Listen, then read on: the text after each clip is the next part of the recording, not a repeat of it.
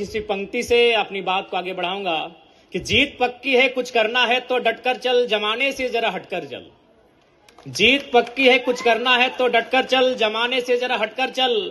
अरे लीक पर तो सभी चलते हैं, कभी इतिहास बदल कर चल। बिना काम के मुकाम कैसा, बिना मेहनत के दाम कैसा, जब तक ना मिले मंजिल राहों में राही आराम कैसा। सोच मत साकार कर, अपने कर्मों से तू प्यार कर। सोच मत साकार कर, अपने कर्मों से तू प्यार कर, मिलेगी मंजिल तेरी, ना किसी का इंतजार कर। जो चले थे अकेले, जो चले थे अकेले, आज उनके पीछे मेले हैं, और जो रह गए इंतजार करते करते, उनकी जिंदगी में आज भी झमेले हैं। तो आज चूंकि आप जितने हमारे नन्हे मुन्ने बच्चे हैं, चूंकि ये मैंने कार्यक्रम के माध्यम से देखा सभी जूनियर बच्चे हैं, तो मैं आपको यही कहना चाहूंगा प्यारे बच्चों कि आज आपके माता पिता बड़ी उम्मीद के साथ इस विद्यालय तक आपको भेजे हैं। चूंकि आज ये अच्छा लगता है कि अब माता पिता वो काफी जागरूक हो चुके हैं, वो अपने बच्चों के भविष्य को लेकर काफी संवेदनाएं रखते हैं, और वो अपने बच्चों के लिए बेहतर कपड़ा, बेहतर जूता का चयन करने से पहले बेहतर स्कूल कॉलेज का चयन करने लगे। अच्छी बात है। तो जब आपको स्कूल तक भेजते हैं तो आपका एक कर्तव्य बनता है कि आप जिस कार्य के लिए गए हैं उस कार्य को संपादित करना है। आज आप इन आंखों में, छोटे छोटे आंखों में बड़े बड़े सपने लेकर यहां तक आए हैं, और वो बड़े बड़े सपने तभी साकार होंगे जब आप उसके लिए लगातार मेहनत करेंगे। और मैं अक्सर कहता हूं कि प्यारे बच्चों, आज आप मेहनत करेंगे तभी कल आपका सुनहरा होगा। आज आपकी माता रहे, आपके पिता रहे, बहुत मेहनत करते हैं। सुबह 4 बजे 5 बजे भोर चुकी है, तो चाची प्रखंड की सीमा है, और मैं भी इसी प्रखंड से आता हूं, मेरा भी घर बगल में ही है। मैं अभिभावकों को जानता हूं, सुबह 5 बजे उठना, सुबह 6 बजे उठना। इसलिए वो सुबह 5 बजे 6 बजे उठते हैं ताकि उनका बच्चा भविष्य में जब बड़ा हो जाए तो आराम से 8 बजे उठे, किसी दफ्तर में, किसी कार्यालय में जाके कलम से काम करे, ना कि वो फावड़ा और लेकर मजदूरी काम करने निकले। तो इसलिए आज आपका मेहनत ही आपके भविष्य को तय करेगा। और बिल्कुल मैं कहना चाहूंगा, मेहनत करने से सपने पूरे होते हैं। अगर आप संघर्ष करोगे, आप मेहनत करोगे, तो निसंदेह आपके सपने पूरे होंगे। मैंने सपनों को पूरा होते हुए देखा है।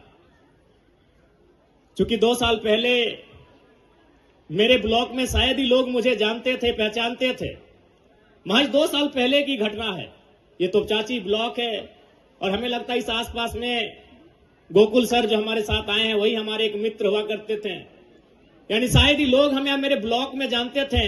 लेकिन आज इस 2 सालों की मेहनत में मैंने अपने आप को इतना डेडिकेट किया, अपने आप को इतना तपाया, इतना गलाया कि आज देश के नामी न्यूज चैनल्स, चाहे जी न्यूज रहे, इंडिया टीवी रहे, एनडीटीवी रहे, झारखंड इलेक्शन के बाद एक ही चैनल में चल रहा था कि who is 29 years old Jairam Mahato in Jharkhand. Jharkhand में 29 साल का जयराम महतो कौन है? सारे न्यूज चैनल में यही चला था। झारखंड राज्य में चाहे वो द हिंदू रहे, इंडियन एक्सप्रेस रहे, द इकोनॉमी रहे, तमाम नेशनल न्यूज, तमाम प्रिंट मीडिया, तमाम डिजिटल मीडिया एक ही लाइन चला था 1 सप्ताह तक कि जयराम महतो कौन है 29 साल का झारखंड में। और ये महज मैंने 2 सालों में बनाया। 2 साल पहले मुझे कोई नहीं जानते थे। 2 साल तक मैंने लगातार मेहनत किया। इसीलिए मैं आपसे कह रहा हूं, सपने पूरे होते हैं। उन सपनों के लिए आपको मेहनत करने की आवश्यकता है। और एक बात तो मैं बार बार कहता हूं कि मैं जिस परिवार से आया हूं, अगर आप सुनेंगे तो आपकी रूह कांप जाएगी। अरे आपके माता पिता तो संपन्न है, हमसे अच्छे हैं। मैं जिस परिवार से होकर आज एमएलए की कुर्सी तक आया हूं, आज मैं इस राज्य के सर्वोच्च सदन का मेंबर बना हूं, अगर मेरे परिवार को आप जानेंगे तो आपकी रूह कांप उठेगी। जब मेरी उम्र 1.5 साल से 2 साल तक थी, उसी साल मेरे पिताजी का देहांत हुआ था। 2 महीना पहले मेरे दादाजी का देहांत हुआ था। और संयोग देखिए कि मेरी मां के गर्भ में मेरा छोटा भाई, तो उसका जन्म भी नहीं हुआ था।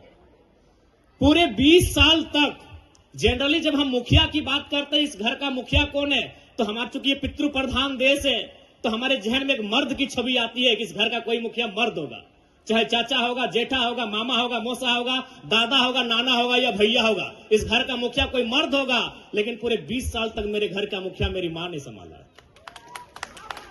अभी किस परिस्थितियों में 28 साल की उम्र में, और मात्र 28 साल हमारी मां की उम्र थी।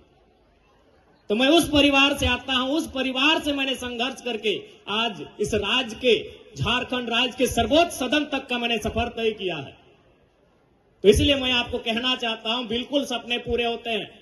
आप उन सपनों को देखते हैं कैसा, उन सपनों के पीछे मेहनत कैसा करते हैं, उन सपनों के पीछे आप डेडिकेट कितना करते हैं, यह सवाल बनता है।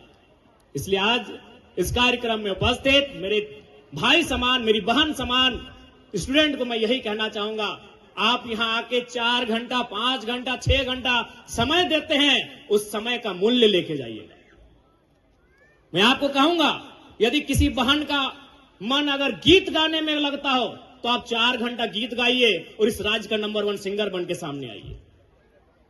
यदि किसी भाई को दौड़ने में मन लगता है, कि हमको पढ़ने में नहीं दौड़ने में मन लगता है, आप 6 घंटा दौड़िए और झारखंड राज्य का नंबर 1 धावक बन के सामने आइए। मेरा कहना है कि जहां आप 4 घंटा से 6 घंटा देते हैं, वो बेकार नहीं जाना चाहिए।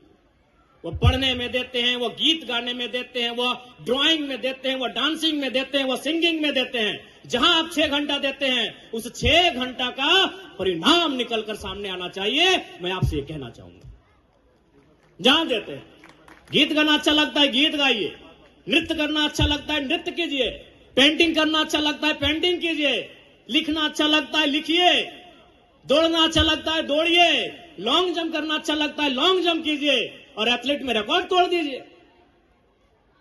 इस दुनिया में कोई काम छोटा नहीं होता है। इसलिए आज यही आपसे मेरा संदेश रहेगा, आप अपने गुरुजनों के सानिध्य में, अपने शिक्षक शिक्षिकाओं के सानिध्य में 6 घंटा समय देते हैं, ये समय जाया नहीं होना चाहिए।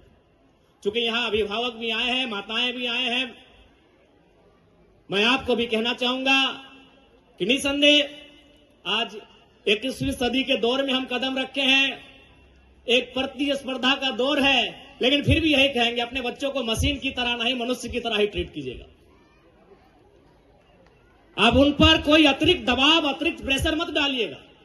अखबार में आप पढ़ते होंगे घटनाएं, इसलिए आप उनको एक दोस्ताना माहौल में ढालिएगा। जितना संभव होगा, आप चूंकि जितना संभव होगा उनके सपनों को साकार करने के लिए आप मेहनत कीजिएगा, लेकिन पहला प्रयास यही कीजिएगा, याद रखिएगा वो एक भावनाओं का पुतला है, वो मशीन नहीं है।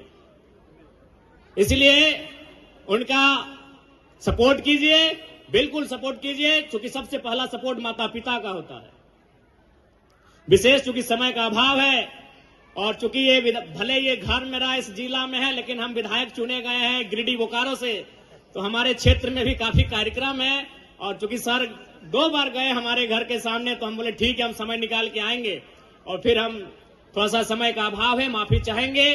पुनः आज के इस कार्यक्रम में हमें आमंत्रित करने के लिए तमाम विद्यालय परिवार का आभार व्यक्त करते हैं। उपस्थित तमाम अभिभावकों को मेरा संदेश रहेगा, बिल्कुल अपने बच्चों को शिखर तक ले जाने के लिए आप उनके संघर्ष के साथी बने, उनके संघर्ष के सहयोगी बने।